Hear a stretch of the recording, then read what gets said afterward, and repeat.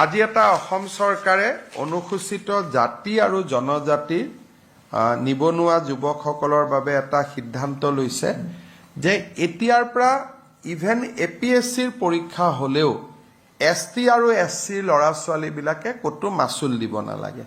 বিধানসভাত এখন আইন আহিব যে এছটি আৰু এছচি কেটেগৰী ল'ৰা ছোৱালীবিলাকে কোনো ৰিক্ৰুটমেণ্ট এক্সামত তেওঁলোকে মাচুল ভৰিব নালাগে। আমাৰ কিছু থাৰ্ড গ্ৰেড ফৰ্থ গ্ৰেডত আমি কাৰো পৰাই মাচুল নলওঁ, কিন্তু এপিএছচি আদি পৰীক্ষাত মাচুল লোৱাৰ এটা নিয়ম আছিল।